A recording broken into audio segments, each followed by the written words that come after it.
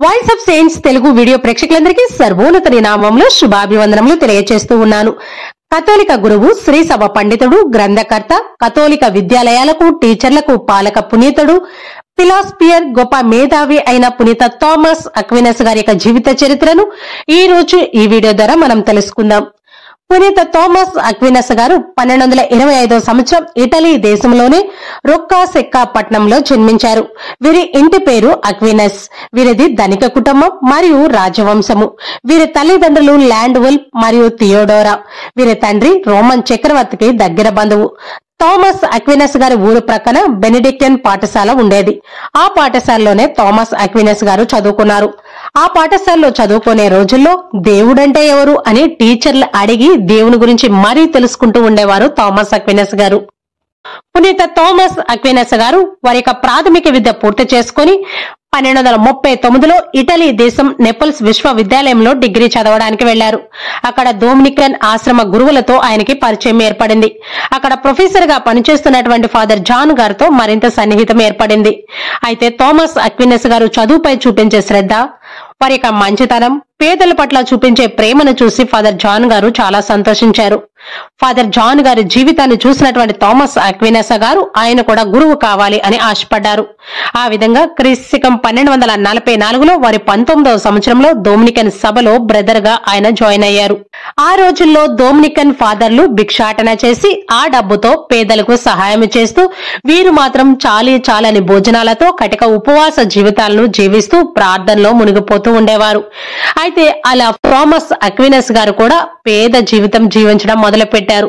అయితే తన కుమారుడైనటువంటి థామస్ ఇలా చాలని భోజనాలతో పేద జీవితం జీవిస్తున్నాడు అని తెలుసుకుని తల్లిదండ్రులు, ఇటువంటి గతి నా కుమారుడికి అవసరం లేదు, ఇటువంటి పరిస్థితి నుండి మా కుమారుడిని తప్పించాలి అని తల్లిదండ్రులు థామస్ అక్వినస్ దగ్గరికి వచ్చి చాలా బ్రతిమలాడారు. ఈ దీక్ష నుండి బయటకు వచ్చేయమని, ఈ గురు జీవితాన్ని వదిలేయమని, మంచి సుఖ సంతోషాలతో కూడిన జీవితాన్ని నీకు ఇస్తాము అని వారి తల్లిదండ్రులు థామస్ అక్వినస్ పైన చాలా ఒత్తిడిని తీసుకొచ్చారు. అయినా కూడా థామస్ అక్వినస్ గారు వారి యొక్క తల్లిదండ్రుల మాట వినలేదు. ఇలా అయితే థామస్ బయటకు వచ్చేలా లేడు అని ఒక రోజు ఆయనను బంధించి ఒక కోటలో సంవత్సరం పాటు నిర్బంధించారు. అయితే థామస్ అక్వినస్ గారు ఆ కోటలో ఉన్నంత కాలం కూడా డొమినికన్ గురువుల్లాగానే కటిక ఉపవాసం ఆచరిస్తూ ప్రార్థనా జీవితాన్ని ఆయన జీవించాడు. ఆ కోటలో ఉన్నంత కాలం ఆయన ఒక మఠవాసిగానే జీవించారు. ఆ కోటలో ఉన్నప్పుడు తత్వవేత్త అయినటువంటి అరిస్టాటిల్ రచనలు, గొప్ప క్రైస్తవ పుస్తకాలు ఆయన చదువుతూ ఉండేవారు. థామస్ అక్వినస్ గారికి సహాయం చేయడానికి వారి యొక్క పెద్దక్కని కాపలా పెట్టారు. వారి పెద్దక్క ప్రతిరోజు థామస్ అక్వినస్ గారితో గొడవ పడుతూ ఉండేది. గొడవ పడి బయటకు వచ్చే, ఈ జీవితాన్ని వదిలే, మంచి జీవితం ఉంది బయట, సుఖ సంతోషాలతో కూడిన జీవితాన్ని వదులుకొని ఈ పేదరికము, బాధలతో కూడిన జీవితాన్ని నువ్వు జీవిస్తున్నావు, అమ్మా నాన్న చాలా బాధపడుతున్నారు, ఈ జీవితాన్ని విడిచిపెట్టి బయటకు వచ్చే అని థామస్ అక్వినస్ ను ఒప్పించే ప్రయత్నం చేస్తూ ఉండేది.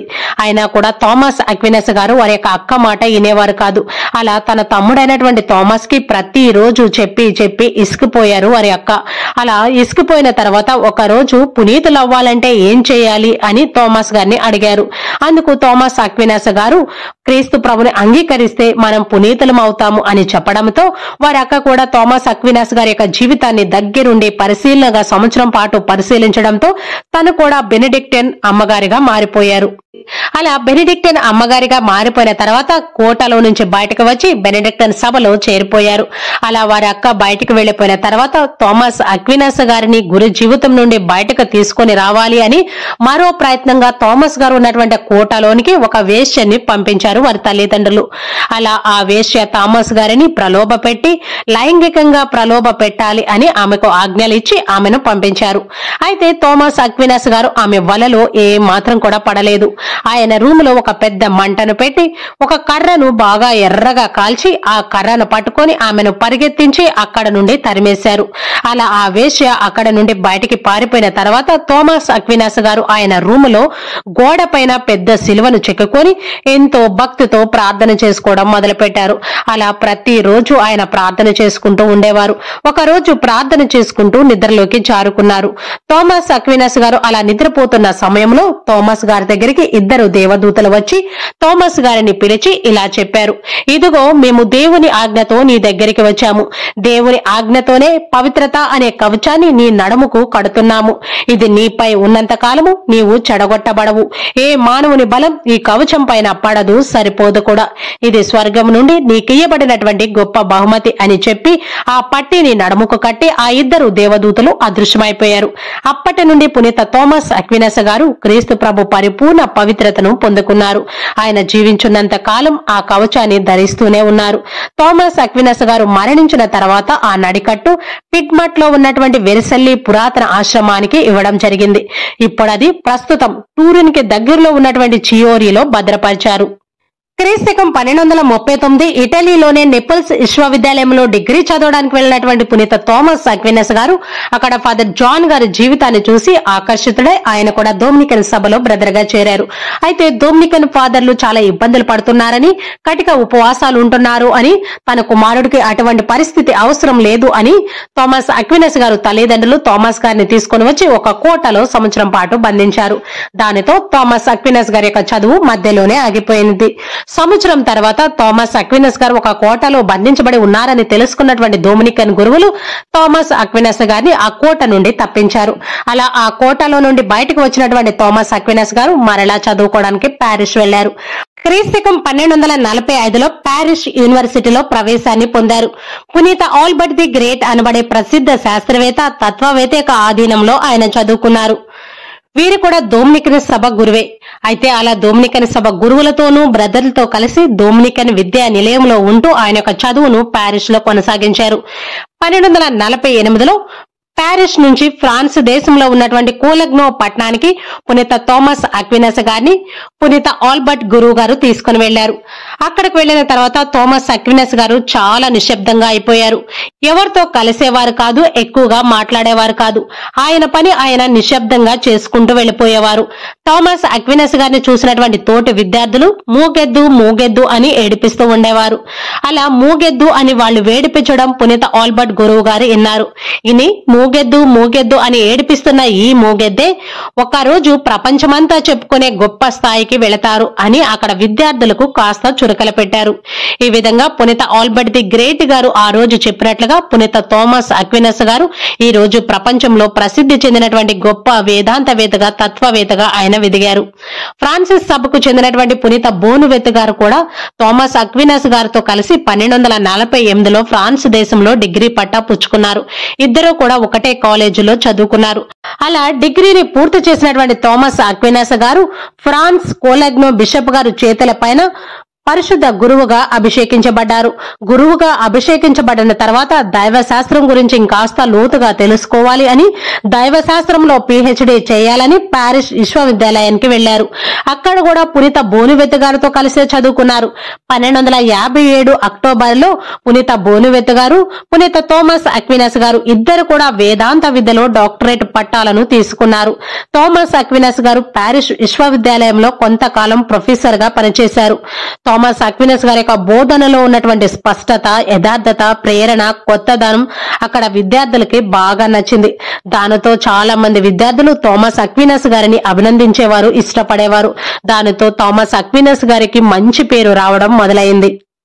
క్రీస్తకం 1259 నుంచి 1269 వరకు ఇటలీలో ఉన్నటువంటి అనేక కథోలిక కాలేజీలో ఆయన ప్రొఫెసర్ గా పనిచేశారు.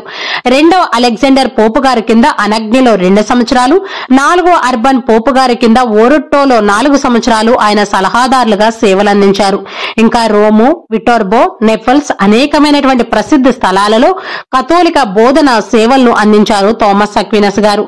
1263 ఇంగ్లాండ్ లో లండన్ పట్టణంలో జరిగినటువంటి డొమినికన్ సభ మత నాయకుల సాధారణ సభకు రోమ్ నుండి ప్రతినిధిగా థామస్ అక్వినస్ గారే హాజరయ్యారు. 1269లో తిరిగి ఫ్రాన్స్ లోని ప్యారిస్ నగరానికి వచ్చి అక్కడ 2 సంవత్సరాలు ప్రొఫెసర్ గా పనులు చేశారు. ఆ రోజుల్లో 9వ లూయిస్ చక్రవర్తికి ముఖ్య విషయాల్లో థామస్ అక్వినస్ గారు సలహాలు ఇస్తూ ఉండేవారు. ఫ్రాన్స్ కే కాకుండా జర్మనీ దేశ రాజులకు కూడా ముఖ్య విషయాల్లో థామస్ అక్వినస్ గారే సలహాలు ఇస్తూ ఉండేవారు. పోపు గారులు, కార్డినల్లు, పీఠాధిపతులు, మఠ సుపీరియర్లకి వీరందరికీ కూడా వారి యొక్క సమస్యల్లో చక్కని పరిష్కారాన్ని చూపిస్తూ, చక్కని సలహాలు ఇస్తూ వారిని ముందుకు నడిపిస్తూ ఉండేవారు థామస్ అక్వినస్ గారు. కొత్తగా ఏర్పాటు చేసినటువంటి దివ్య సప్రసాద మహోత్సవము, దివ్య పూజా బలి కోసం ప్రార్థనలు పాటలను రాయాలని 4వ అర్బన్ పోప్ గారు పునీత థోమస్ అక్వినస్ గారికి బాధ్యతలు అప్పగించారు. దానితో థోమస్ అక్వినస్ గారు దివ్య పూజా బలి కోసము, దివ్య సప్రసాదన ఆరాధన కోసం చక్కని పాటలను ప్రార్థనలను రాశారు. ఇప్పటికీ కూడా అవి ప్రపంచంలో చక్కగా ప్రసిద్ధి చెందాయి. లియన్స్ మహాసభలో ఒక శ్రీసభ పండితుడిగా హాజరవ్వాలని 10వ గోగ్రే పోప్ గారు ఆహ్వానాన్ని పంపించారు. థోమస్ అక్వినస్ గారు ఎంత ఎదిగినా కూడా ఒదిగి ఉండే లక్షణము. ఎప్పుడు కూడా గర్వంగా ఉండేవారు కాదు. శ్రీసభ పెద్దలకు ఏనాడు కూడా ఎదురు చెప్పేవారు కాదు. పరిపూర్ణ మఠవాస జీవితానికి థోమస్ అక్వినస్ గారే ఒక నిదర్శనము. చాలా వినమ్రుడు. దేవుని పేరు కోసం మనిషికి మనిషి అనుకువ చూపించుకొని జీవించాలని, దేవుడు కూడా తనను తాను మనుషులకు విధేయించాడు అని, మనుషుల యొక్క రక్షణార్థం కోసమే దేవుడు మన దగ్గర విధేయించి జీవించారు అని థోమస్ అక్వినస్ గారు ప్రజలకు చెప్తూ ఉండేవారు. థోమస్ అక్వినస్ గారి నుండి మనం ఏదైనా నేర్చుకున్నాము అనంటే అది చాలా విచిత్రంగా అనిపిస్తుంది. థోమస్ అక్వినస్ గారు చాలా సార్లు మరియ తల్లి దర్శనాలు పొందుతూ ఉండేవారు. తరచూ దేవదూతలను చూస్తూ ఉండేవారు. దేవదూతలు ఆయన దగ్గరికి వచ్చినప్పుడు దేవదూతలు ఎలా కదులుతున్నారు, ఎలా మాట్లాడుతున్నారు అనేది చాలా క్షుణ్ణంగా దేవదూతలను చూస్తూ గ్రహిస్తూ ఉండేవారు. ఎవరు ఎటువంటి సమస్యల్లో ఉన్నా కూడా వారి సమస్యలకు చక్కని పరిష్కారాన్ని చూపిస్తూ ఉండేవారు. మతాన్ని సైన్స్ తో పోలిస్తే విశ్వాసం ఎలా ఉంటుంది అనే దానిపైన థోమస్ గారు మాట్లాడుతూ ఉండేవారు. ఏదైనా విషయాన్ని చూడకుండా వారు నమ్మేవారు కాదు, కానీ చూసి నమ్మిన తర్వాత దానిపైన విశ్వాసాన్ని కోల్పోయేవారు కాదు. మానవ జీవితంలో ఏదైనా విషయాన్ని ఎందుకు నమ్మాలి అనే దానిపైన ప్రజల్లో అవగాహన కల్పిస్తూ ఉండేవారు. ఈ ప్రపంచంలో చాలా మంది మేధాశక్తి కలిగిన వారు ఉన్నారు, కానీ క్రైస్తవులు కాదు. చాలా మందికి ప్రపంచం పైన పట్టు సాధించాలని, ప్రపంచ విషయాలపైన జ్ఞానం ఉండాలి అని తహతహలాడుతూ ఉంటారు, కోరుకుంటారు, జ్ఞానాన్ని సంపాదిస్తారు. కానీ దేవుని పైన విశ్వాసాన్ని మాత్రం ఉంచరు. దేవుని పైన విశ్వాసం లేకపోవడం వల్లే ఈ ప్రపంచ జ్ఞానం గురించి వారు ధైర్యంగా మాట్లాడలేకపోతున్నారు. సరైన రీతిలో ఈ ప్రపంచ విషయాలపైన వారు బయటకి చెప్పలేకపోతున్నారు. దేవుని యొక్క మహిమను గురించి తెలుసుకోవడం ప్రతి ఒక్కరికి అవసరమే. దేవుని యొక్క మహిమను గురించి తెలుసుకోవాలి అనంటే దేవుని పైన విశ్వాసం ఉంచాలి. దేవుని పైన విశ్వాసం ఉంచడం క్రైస్తవులు మాత్రమే కాదు, వెస్టర్న్ యూరోపియన్ కంట్రీస్ తో పాటు ప్రతి మనిషికి దేవుని పైన విశ్వాసం అవసరం. ఆర్థిక వ్యవస్థను ఎలా నిర్వహించాలో మనం స్వయంగా తెలుసుకోవచ్చు అని థోమస్ అక్వినస్ గారు మాట్లాడుతూ ఉండేవారు. ఆయన మాట్లాడినటువంటి ఎన్నో విషయాలు చాలా సమయాల్లో, చాలా సమాజాల్లో నైతిక సూత్రాలకు మూల స్తంభాలుగా నిలిచాయి. చరిత్రకారులైనటువంటి మేరీ డొమినిక్ చరిత్రల ప్రకారం మనం చూస్తే థోమస్ అక్వినస్ గారు అత్యంత ప్రసిద్ధి చెందినటువంటి రచనలు రాశారని, అవన్నీ కూడా లాటిన్ లోనే రాయబడి ఉన్నవని, ఎంతో ప్రసిద్ధి చెందినటువంటి వేదాంత గ్రంథాలు అని ఆమె తెలియజేశారు. సుమా కాంట్రాజెంటల్స్ క్రీస్తు శకం 1258 నుంచి 64 మధ్య కాలంలో ఎంతో ప్రసిద్ధి చెందినటువంటి వేదాంత గ్రంథమని, సుమా థియాలజియో 1266 నుంచి 73 మధ్య కాలంలో రాయబడినటువంటి ఇది గ్రంథమని, ఈ రెండు గ్రంథాలు కూడా ప్రజలందరి చేత ఆమోదించబడ్డాయని, అందరికీ స్ఫూర్తిగా నిలిచాయని, ప్రజలందరికీ ఉపయోగపడ్డాయి అని ఆమె తెలియజేశారు. అయితే సుమా థియాలజియో అనే గ్రంథం రాసేటప్పుడు థోమస్ అక్వినస్ గారు మరణించారని, దానితో ఈ గ్రంథం అసంపూర్ణంగా మిగిలిపోయింది అని కూడా ఆమె తెలియజేశారు. థోమస్ అక్వినస్ గారు ప్యారిస్ విశ్వవిద్యాలయానికి వెళ్లినప్పుడు అరేబియా అరిస్టాటిల్ సైన్స్ పైన కొన్ని ప్రశ్నల వర్షాలను ఆయన కురిపించారు. దానితో అక్కడ కాస్త అల్లర్లు చెలరేగాయి. అధికారులు ఆ అల్లర్లను ఆపే ప్రయత్నం చేశారు, కానీ థోమస్ అక్వినస్ గారు మాత్రం మాత్రం భయపడలేదు. ఆయన ప్రశ్నల వల్ల ప్రజలు ఆలోచించడం మొదలుపెట్టారు. అలా అరిస్టాటిల్ రచనలో ఉన్నటువంటి కొన్ని తప్పులను పూర్తిగా ఆయన తెలుసుకొని వాటి గురించి బహిరంగ ఉపన్యాసాలు ఇచ్చారు. ఇదే చరిత్రలో మొదటిసారి క్రైస్తవ విశ్వాసులకి మరియు వేదాంత శాస్త్రవేత్తలకి మధ్య జరిగినటువంటి సంఘటన. ఆయన సిద్ధాంతాలు, ఆయన ఇచ్చే వివరణను థోమిజం అంటారు. రోమన్ క్యాథలిక్ చర్చ్ థోమస్ అక్వినస్ గాని గొప్ప తత్వవేత్త మరియు వేదాంతవేత్తగా పిలుస్తూ ఉంటారు. స్కాలస్టిక్ తత్వవేత్తల్లో థోమస్ అక్వినస్ గారు చాలా గొప్పవారు. రోమన్ క్యాథలిక్ సిద్ధాంతాలను ప్రభావితం చేసినటువంటి గొప్ప క్రిస్టియన్ వేదాంత శాస్త్రము మరియు అరిస్టాటిల్ తత్వ శాస్త్రం యొక్క సమగ్ర విశ్లేషణలను థోమస్ అక్వినస్ గారే రూపొందించారు. 1917లో థోమిజం చర్చ్ యొక్క అధికారిక తత్వ శాస్త్రంగా స్వీకరించబడింది. తర్వాత లౌకిక తత్వ శాస్త్రంలో ముఖ్యమైన వ్యక్తిగా థామస్ అక్వినస్ గారు మారారు. ప్రకృతిలో ఉన్న వాటిని పూజించడంపై థామస్ అక్వినస్ గారికి అంతగా నమ్మకం ఉండేది కాదు. ప్రకృతిని దేవుడు సృష్టించాడు, ప్రకృతిలో ఉన్న వాటిని తీసి పూజించడం అంటే దేవుణ్ణి తీసివేయడమే అని అర్థం. కాబట్టి దేవుని ఆరాధించాలి కానీ ప్రకృతిలో ఉన్న వాటిని ఆరాధించకూడదు అని థామస్ గారు వాదిస్తూ ఉండేవారు. థామస్ అక్వినస్ గారు రాసినటువంటి ఆ రచనలు, ఆయన రాసిన సందర్భం మరియు ఆ పద్ధతిని చూసి ప్రతి ఒక్కరు కూడా ఆయనను అభినందిస్తూ ఉండేవారు. ఆయన బోధనలు ప్రశ్నల రూపంలోనే ఉండేవి. ఆయన రచనలు ఎప్పటికప్పుడు రూపాలు మారుతూ ఉండేవి. థామస్ అక్వినస్ గారి యొక్క రచనలు 3 రకాలుగా విభజించబడ్డాయి. మొట్టమొదటిది పాత నిబంధన, కొత్త నిబంధనలు, పీటర్ లబర్ట్ గురించి మాట్లాడతాయి. అలాగే విశ్వవిద్యాలయంలో వేదాంత శాస్త్రం యొక్క అధికారిక మాన్యువల్ మరియు అరిస్టాటిల్ రచనల గురించి ఎక్కువగా మాట్లాడాయి. అలాగే రెండవ రచన వివాదాస్పద ప్రశ్నలు ఉంటాయి. వివాదాల్లో మాస్టర్ గా థామస్ అక్వినస్ గారి యొక్క బోధనలు ఉంటాయి. ఇంకా మూడవది సుమా కాంట్రాజెంటైస్, సుమా థియాలజీ. ఇది ప్రజలకు ఎంతగానో ఉపయోగపడింది. ఉపస్కల అనే చిన్న రచనలో ఆయనను రెచ్చగొట్టిన పరిస్థితులు, ఆ కారణాల గురించి థామస్ గారు రాశారు. ఇంత తెలివితేటలు, సాహిత్యం తెలిసినా కూడా దేవునిపై ఉన్నటువంటి విశ్వాస విషయంలో వెనక్కి తగ్గకూడదు అని థామస్ గారు తెలియచేస్తూ ఉండేవారు.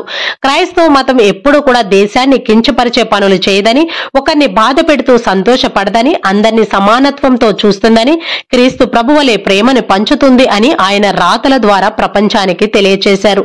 ఇలా పునీత థామస్ అక్వినస్ గారు వారి యొక్క జ్ఞానము ద్వారా కథోలిక దేవాలయానికి గొప్ప పేరును, ప్రఖ్యాతను తీసుకొని వచ్చారు. దేవుడు వారికి ఇచ్చినటువంటి జ్ఞానానికి కృతజ్ఞతగా 3 దశాబ్ద కాలంలో 200 రచనలు రాసి, పవిత్ర యూకరిస్టిక్ కి పవిత్ర పాటలు రాసి దేవునికి కృతజ్ఞతలు తెలుపుకున్నారు థామస్ అక్వినస్ గారు. థామస్ అక్వినస్ గారు చనిపోయేంత వరకు కూడా ఏదో ఒక విషయాన్ని తెలుసుకోవడంలో ఆరాటపడుతూ ఉండేవారు. ప్రతిరోజు కూడా కొత్త విషయాలపైన ఆయన అధ్యయనం చేస్తూ ఉండేవారు. ఏదైనా విషయం గురించి ఆయన రాయాలి అంటే ముందుగా ప్రార్థన చేసి దేవుని యొక్క సహాయాన్ని అడిగేవారు. బైబిల్లో అర్థం కాని కష్టమైన విషయాలను అర్థం చేసుకోవడానికి ప్రయత్నం చేసినప్పుడు ఆయన ఆ ముందు రోజు ఉపవాసం ఉంటూ ఉండేవారు. అలా ఉపవాసం ఉండి బైబిల్లో ఉన్నటువంటి ఆ కష్టమైన విషయాలను అర్థం చేసుకునే ప్రయత్నం చేస్తూ ఉండేవారు. అప్పుడు దేవదూతలు వచ్చి ఆ సమస్యలకు పరిష్కారం చూపిస్తూ ఉండేవారు. ప్రస్తుతం దివ్య బలి పూజలో మన గురువులు పాడే పాటలు పునీత థామస్ అక్వినస్ గారు రాసినవే. 1274 మే నెలలో జరగబోయే లియోన్స్ క్రైస్తవ మహాసభలకు థామస్ గారు వెళుతూ టెర్సీనా పట్టణంలో తీవ్ర అనారోగ్యానికి గురయ్యారు. అక్కడ కొంతమంది బ్రదర్లు థామస్ గారికి సేవలు చేశారు. అలా 1274 మార్చి 7వ తారీఖున వారి యొక్క 49వ సంవత్సరంలో ఈ లోక యాత్రను చెల్లించి పరలోక భాగ్యాన్ని పొందుకున్నారు పునీత థామస్ అక్వినస్ గారు. థామస్ అక్వినస్ గారు మరణించారు అని మరణ వార్త విన్నటువంటి వారి గురువైన పునీత ఆల్బర్ట్ స్వామి గారు చాలా కన్నీరు కార్చి ఏడ్చారు, చాలా బాధపడ్డారు. 22వ జాన్ పోప్ గారు క్రీస్తకం 1323లో థామస్ అక్వినస్ గారికి పునీత పట్టా ఇస్తూ థామస్ అక్వినస్ గారి యొక్క వేదాంత శాస్త్ర ప్రతిపాదనలు, వారి యొక్క వివరణలు, వారి రాసినటువంటి గ్రంథాలు ప్రతి ఒక్కరి చేత అద్భుతమైనవిగాను ఆమోదించబడ్డాయి. ఈయన శ్రీసభ పండితుల్లో గొప్ప పండితుడు అని థామస్ అక్వినస్ గారిని పొగిడి కొనియాడారు. థామస్ అక్వినస్ గారు జీవించిన 49 సంవత్సరాలే అయినప్పటికీ కూడా క్రైస్తవ శ్రీ సభలో గొప్ప మేధావిగా గుర్తించబడ్డారు. కథోలిక వేదాంతుల యువరాజుగా కీర్తించబడ్డారు. ఆయన రాసినటువంటి 2 క్రైస్తవ గ్రంథాలు ఈ రోజుకి కూడా శ్రీ సభలో ముఖ్యమైన గ్రంథాలుగా మిగిలాయి. అలా పునీత థామస్ అక్వినస్ గారు దేవుడు వారికి ఇచ్చినటువంటి జ్ఞానం ద్వారా కథోలిక దేవాలయానికి గొప్ప పేరును, ప్రఖ్యాతిని తీసుకొని వచ్చారు. థామస్ అంటే కవలాల్లో ఒక్కరు అని అర్థము. శ్రీ సభలో గొప్ప మేధావి, వేదాంత పండితుడు అయినటువంటి థామస్ అక్వినస్ గారు ఎంత తెలివితేటలున్నా కూడా శ్రీ సభ పెద్దలకు ఏ రోజు కూడా ఎదురు చెప్పేవారు కాదు. ఎప్పుడు కూడా విధేయత, వినమ్ర జీవితాన్ని ఆయన జీవించేవారు. ఎంత ఎదిగినా కూడా ఒదిగి ఉండాలి అనే లక్షణం థామస్ అక్వినస్ గారిది. కాబట్టి మనము కూడా పునీత థామస్ అక్వినస్ గారి యొక్క జీవితాన్ని ఆదర్శంగా తీసుకుని దేవుని పట్ల భయభక్తులు కలిగి జీవిస్తూ దేవుని పైన విశ్వాసం ఉంచితే దేవుని యొక్క విషయాలను మనం కూడా చక్కగా అర్థం చేసుకోగలుగుతాం. కాబట్టి ఈ శ్వాసం లేకపోతే దేవుని యొక్క జ్ఞానాన్ని మనం సంపాదించుకోలేము అని థామస్ అక్వినస్ గారు చెప్తూ ఉన్నారు. కాబట్టి దేవుని పైన విశ్వాసం ఉంచి దేవుని యొక్క విషయాలను చక్కగా అర్థం చేసుకునే ప్రయత్నం చేస్తూ దేవుని యొక్క ప్రేమలో, సేవలో ముందుకు నడుద్దాం. ఈ వీడియోని ఇంతటితో ముగిస్తున్నాను. మరొక మంచి వీడియోతో మీ ముందుకు వస్తాను. అప్పటి వరకు దేవుని యొక్క కృప, కాపుదల మనందరికీ తోడై ఉండి ముందుకు నడిపించును గాక. Amen. God bless you all.